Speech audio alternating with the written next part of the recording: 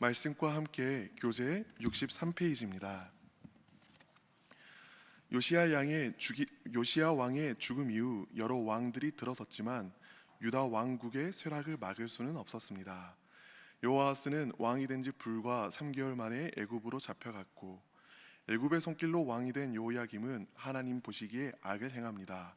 결국 그도 바벨론으로 잡혀가고, 뒤를 이은 여호야긴 역시 바벨론으로 잡혀갑니다.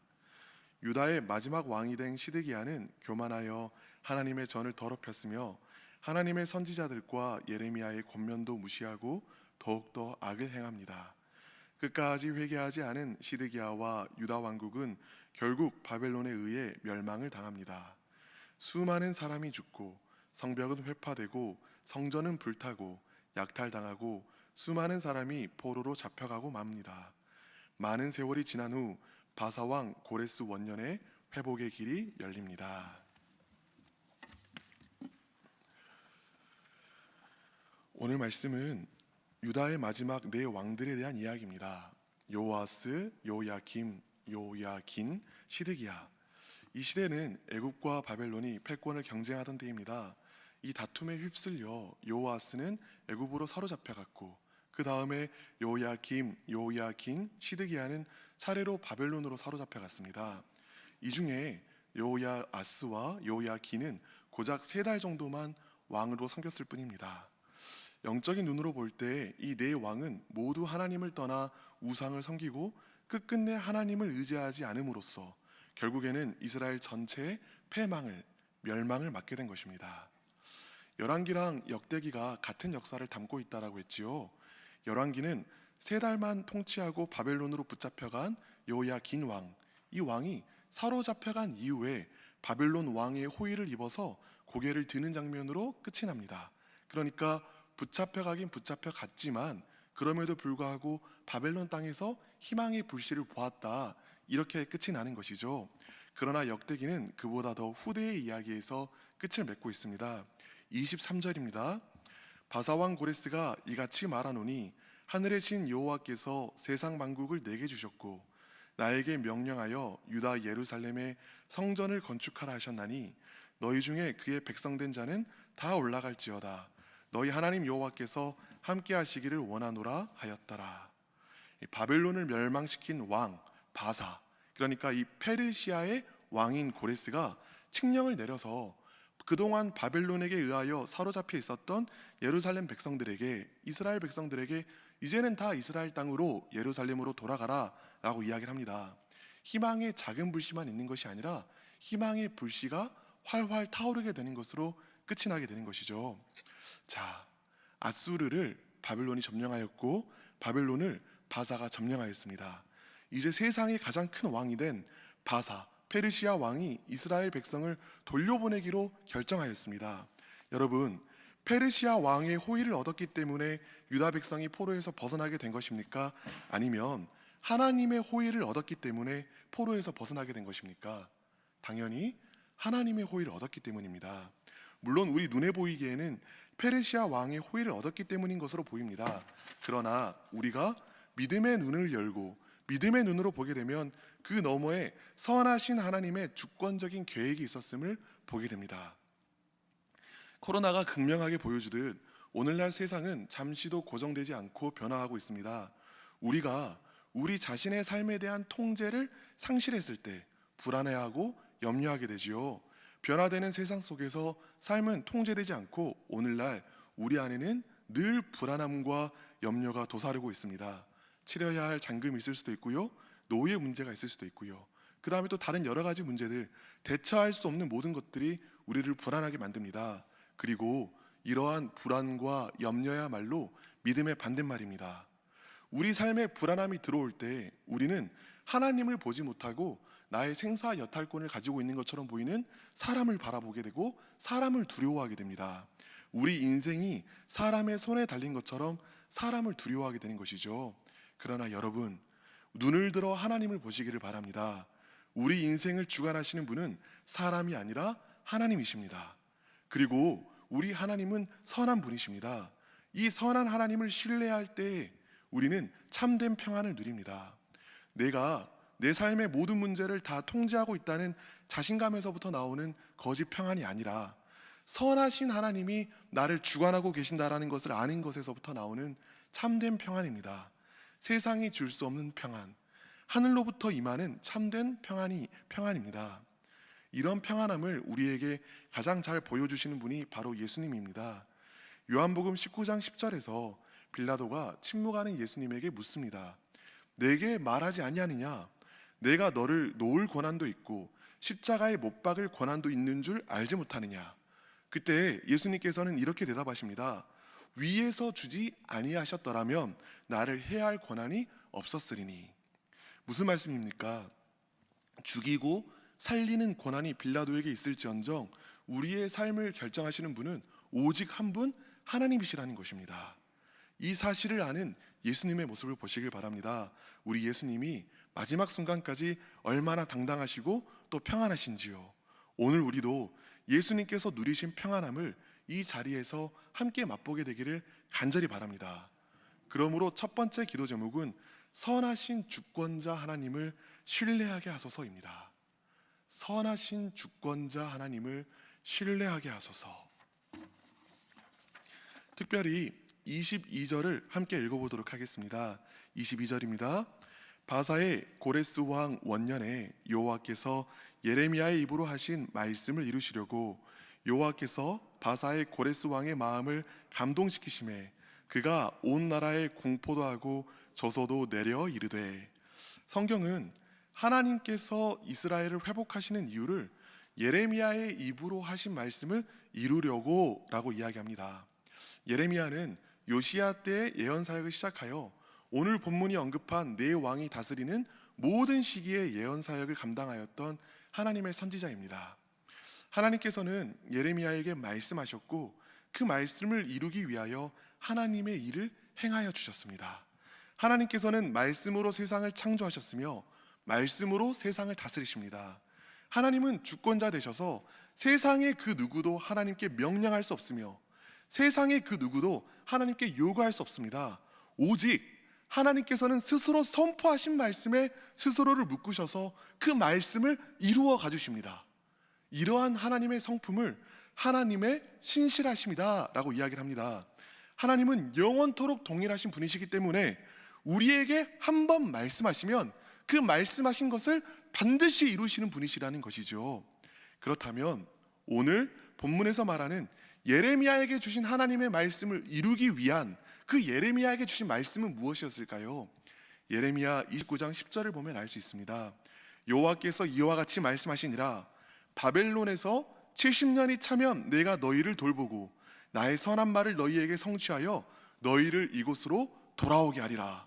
예레미야서를 가만히 읽다 보면 무엇을 할 수 있냐면 하나님께서는 이스라엘이 바벨론으로 붙잡혀서 포로 생활을 하기 이미 전에 이스라엘이 포로 생활을 할 것을 먼저 말씀하여 주셨습니다.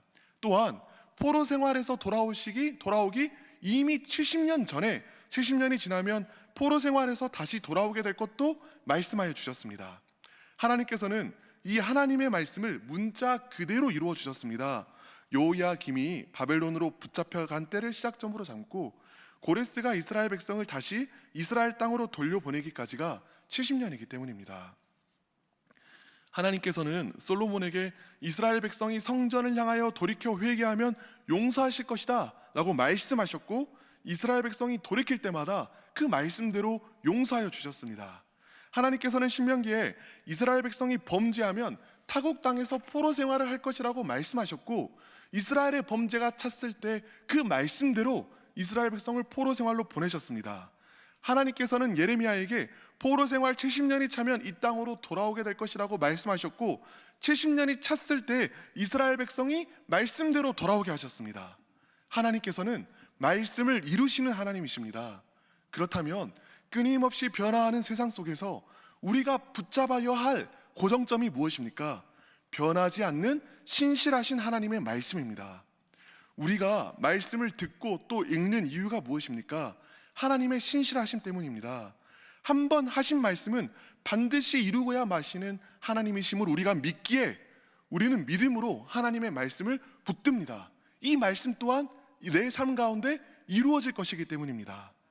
말씀을 믿음으로 붙드는 자는 말씀을 이루시는 하나님을 우리의 삶 속에서 경험하게 됩니다.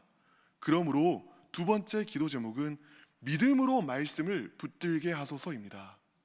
믿음으로 말씀을 붙들게 하소서. 하나님께서는 예레미야를 통해 70년의 포로 생활이 끝난 이후에 그들을 다시 이 땅으로 돌아오게 될 것이라고 말씀하셨습니다.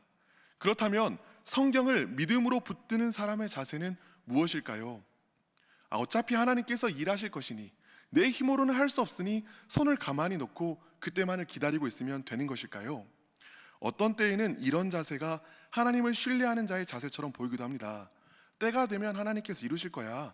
가만히 있어봐. 그런데 이 말은 부분적으로만 맞는 말입니다. 하나님께서 이루신다라는 것은 맞는 말입니다. 그런데 하나님께서는요, 하나님의 뜻을 이루시기 위하여 우리로 하여금 기도하게 하십니다. 에스겔 36장 36절에서 37절은 이렇게 말합니다. 너희 사방에 남은 이방 사람들이 나 여호와가 무너진 곳을 건축하며 황폐한 자리에 심은 줄을 알리라. 나 여호와가 말하였으니 이루리라. 주 여호와께서 이같이 말씀하셨느니라. 그래도 이스라엘 족속이 이같이 자기들에게 이루어 주기를 내게 구하여야 할지라. 요약하면 이런 말입니다. 하나님께서 다시 이스라엘을 회복시키실 것이다. 나 여호와가 말하였으니 이룰 것이다. 그래도 너희가 기도하여야 할지라. 하나님께서 이렇게 말씀하시는 것이죠. 하나님께서는 하나님의 일을 행하실 것입니다. 하나님의 선포하신 말씀을 신실하게 이루실 것입니다. 어떻게 이루십니까? 우리의 기도를 통하여 이루십니다.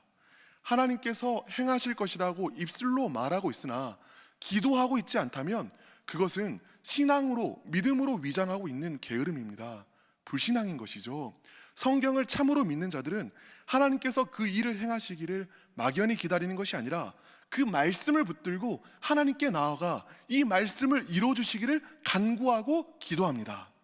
이를 분명하게 보여주는 예시가 다니엘입니다. 다니엘 9장 2절과 3절은 이렇게 이야기합니다. 곧 그 통치 원년에 나 다니엘이 책을 통해 여호와께서 말씀으로 선지자 예레미야에게 알려주신 그 연수를 깨달았나니 곧 예루살렘이 황폐함이 70년 만에 그치리라 하신 것이라. 내가 금식하며 베옷을 입고 죄를 덮어쓰고 주 하나님께 기도하며 간구하기를 결심하고. 다니엘은 포로 생활을 하던 중에 하나님의 성경을 읽다가 하나님께서 예레미야를 통해 주신 말씀을 발견하게 됩니다. 그 말씀이 지금 우리가 계속 이야기하고 있는 70년의 때가 차면 너희가 돌아오게 될 것이라는 말씀입니다. 그리하여 포로 생활이 70년이 지나면 끝나게 된다는 것을 알게 되었습니다. 그렇다면 다니엘의 반응이 무엇입니까? 어차피 기다리기만 하면 시간은 가. 국방부 시계는 언제나 흘러가. 그러면서 그 날이 온다고 손 놓고 막연히 기다리고 있는 것입니까? 그렇지 않습니다. 오히려 다니엘은 말씀을 붙들고 금식하며 하나님, 주님께서 이런 약속을 주시지 않으셨습니까? 하나님께서 저희에게 말씀하지 않으셨습니까? 이제 그 말씀을 신실하게 이루어 주시옵소서. 하나님의 신실하심에 의지하여 기도합니다. 성경을 참으로 믿는 자들은 그 믿음 때문에 기도의 자리로 나아가게 됩니다. 신실하신 하나님을 신뢰하는 자들은 하나님께서 말씀을 이루시는 분이심을 알기에 말씀을 이루어 달라며 하나님께 나아가 간구합니다. 이때야 비로소 우리의 기도는 힘없이 땅에 떨어지는 기도가 아니라 하나님께서 이루실 것을 확신하는 믿음의 기도가 됩니다. 그리고 하나님께서는 말씀을 붙드는 이러한 믿음의 기도를 통하여 하나님의 일을 행하여 주십니다. 다니엘이 그렇게 믿음으로 말씀을 붙들었고 믿음의 기도를 드렸으며 믿음의 기도를 통하여 하나님의 역사를 경험하였습니다. 여러분, 먼저는 이 모든 일의 시작은 먼저는 말씀이 선포되는 자리로 나오시기를 바랍니다. 그때 하나님께서는 말씀의 빛을 비추어 이 말씀이 나를 향한 하나님의 말씀임을 알게 하여 주십니다. 그럼 나를 향한 하나님의 말씀이 비추어졌으면 이제는 어떻게 해야 합니까? 믿음으로 말씀을 붙잡고 기도로 나아가야 합니다. 이때 이로써 우리의 삶은 내 능력으로 사는 것이 아니라 믿음의 삶이 되어갑니다. 내가 이루는 것이 아니라 하나님께서 이루시는 그 하나님의 행하심을 경험하는 믿음의 삶을 살아가게 됩니다. 그리하여 우리는 결국에는 하나님이 살아계심을 깨닫게 되는 것이죠. 살아계신 하나님을 경험하게 됩니다. 그러므로 오늘의 마지막 기도 제목은 말씀을 붙들고 기도하는 자가 되게 하소서입니다. 말씀을 붙들고 기도하는 자가 되게 하소서. 이제 오늘의 세 가지 기도 제목으로 함께 기도드리려 합니다. 첫 번째 기도 제목은 선하신 주권자 하나님을 신뢰하게 하소서. 선하신 주권자 하나님을 신뢰하게 하소서. 두 번째는 믿음으로 말씀을 붙잡게 하소서. 세 번째는 말씀을 붙들고 기도하는 자가 되게 하소서입니다. 또한 신일교회 신앙의 다음 세대와 내일 있을 주일 예배를 위하여서도 함께 기도하겠습니다. 주여 믿습니다. 주여 믿습니다. 주여 믿습니다.